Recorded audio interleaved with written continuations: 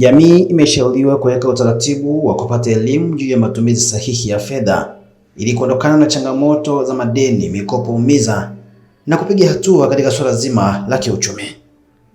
Ushauri huu umetolewa na Flora Jackson, mwanzilishi wa kikundi cha Red Pen, wakati wa kikao chao kilichofanyika jijini Dar es Salaam, huku lengo likiwa kuweka malengo na mikakati ya kikundi hicho kufikisha milioni 300 ndani ya mwaka huu. Leo tumekutanika hapa kwa ajili ya kutoa elimu ya fedha, lakini sana sana kuwafundisha watu kwa ajili ya kujua namna ya kufanya uwekezaji. Kwa hiyo hawa ni wanaitwa Red Pen Group, ambao wao wameamua kuwekeza katika namna ya kwamba waweze kujiinua kiuchumi. Na mimi kama founder wa hii group ya Red Pen niliona kwamba mwanamke anahitaji kusaidiwa katika upande kwanza wa elimu ya fedha, lakini namna gani ataweza kusave pesa zake. Kwa hiyo kuna mipango ambayo tumeiweka ya mwaka 2026 ikiwepo kufanya miradi mikubwa, lakini pamoja na kuwekeza katika hizi taasisi za kifedha UTT pamoja na bond. Na kikundi hiki kitamsaidia mwanachama kuweza kumiliki share, kitamsaidia mwanachama kuweza kumiliki bondi, lakini pia kitamsaidia kumuinua kiuchumi kwa kupata tunasema ile cash flow, awe na kipato endelevu. Kikubwa ni nini? Kikubwa ni kwamba tunataka tuwaondoe wanawake katika ile mikopo chefu au kausha damu, kwa sababu tumeona wanawake wengi wana biashara, lakini kwa sababu hawana hii elimu ya fedha, wanachokifanya ni kukopa huku kulipa huko, kukopa kulipa. Kwa hiyo hata maisha yao yanakuwa hayabadiliki. Kwa hiyo mimi kama mtoa elimu, lakini pia msimamizi wa vikundi, nimeona niende kwa wanawake direct kuwapa malengo. Ninawapa malengo, lakini ninawapa na njia namna gani watengeneze kipato, na tayari nina mradi ambao nimeshaupanga tayari kwa kuwasaidia hao wanawake, ambao kwa kupitia huo mradi ana uwezo wa kununua hisa. Na hisa huku ni shilingi 500 kwa mwezi, ambapo ninategemea mwana kikundi au mwanachama huyu ana uwezo kupitia hiyo site akakopa na akafikia malengo yake. Na kama mwaka huu tunaanza kutoa kuanzia milioni 5 kwa target ya kufika mpaka milioni 40. Kigezo cha kuwa mwanachama wa Red Pen, kwanza kabisa lazima tutakupa elimu kwanza, ambayo itachukua siku 2 mpaka 3 tuweze kukupa hiyo elimu, lakini tutatamani kujua kwa pia malengo yako. Tukishajua malengo yako, sasa tunakuunganisha na sisi tuone kwamba wewe unaweza kukaa kwenye nafasi ipi. Kwa hiyo kuna gharama za kujiunga, ndio lazima ziwepo, lakini pia tunataka kujua, je, una kipato kingine? Kwa kama labda ni mwajiri au ni mfanyakazi, kipato chako kitaweza wewe kuwekeza? Kama ni kidogo, tukusaidie uweze kupata kikubwa, na kwa kidogo hicho pia unaweza ukawekeza ukaweza kufika mbali. Na kwa sasa hivi tunachojaribu kuangalia ni wale ambao watu wako busy, ana uwezo wa pesa lakini ajua awekeze wapi, na hana uwezo wa kusimamia biashara. Watu gani tunapokea? Mradi awe na miaka 18. Kuanzia miaka 14, jalishi ni kaka, ni dada, ni baba, ni mama, ni mstaafu, wote nawakaribisha. Ila katika kile kipindi ambacho anakuwa yuko darasani kwa ajili ya kupata elimu ya fedha, huwa ndio ninaweka katika magrupu kutokana na malengo.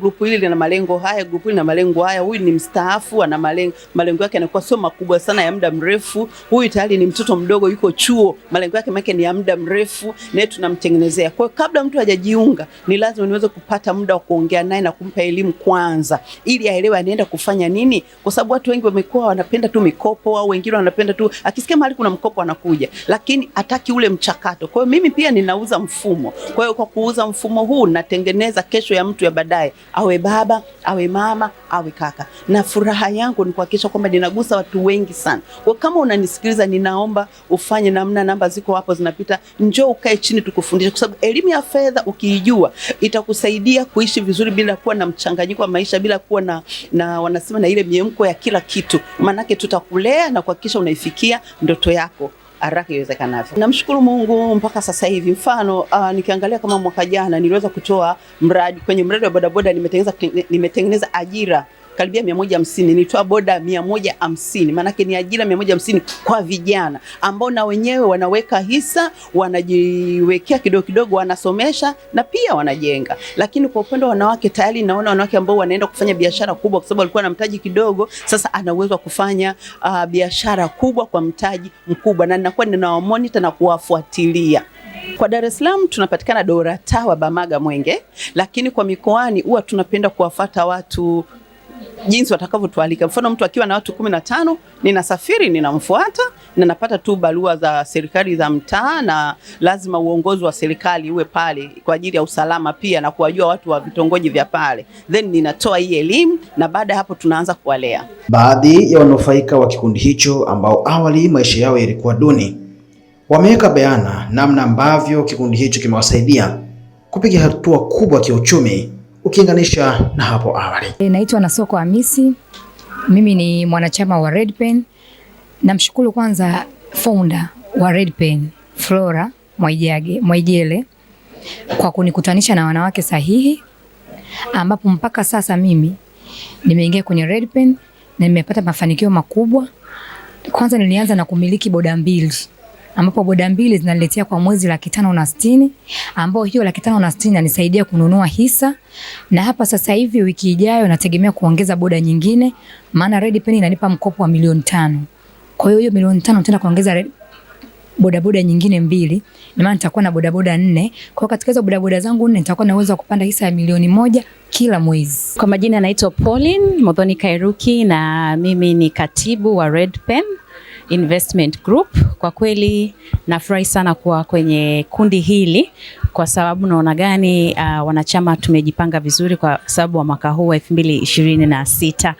Malengo yangu makubwa na hichi kikundi of course ni kuongeza uwekezaji wangu, na kwa kupitia miradi ambayo tunayo kwenye kikundi ya kumiliki bodaboda kwa mfano, naona namna gani nitaongeza vyanzo vya vipato, lakini vile vile nitaweza kurejesha marejesho ya kikundi, kwa sababu pia lengo kubwa la hili kikundi ni kukopeshana, na kama huna njia nzuri ya kurudisha mikopo inakuwa ni ngumu sana wewe kuwa sustain kwenye kikundi. Kwa hiyo sustainability kwenye kikundi hiki ni kitu ambacho nimekiona na inawezesha wanachama wote ikiwepo na mimi kuweza kuwekeza kwenye miradi kama hiyo ya bodaboda, na lengo langu kubwa of course ni kumiliki at least 4 to 6 bodabodas ambayo itaniwezesha mimi kuweza kuchukua hata mikopo mikubwa, kwa sababu malengo ya kikundi hiki ni kuwa na uweze kukopa hata milioni 40. So mimi kama mfanyabiashara naona namna gani naenda kukua 2026.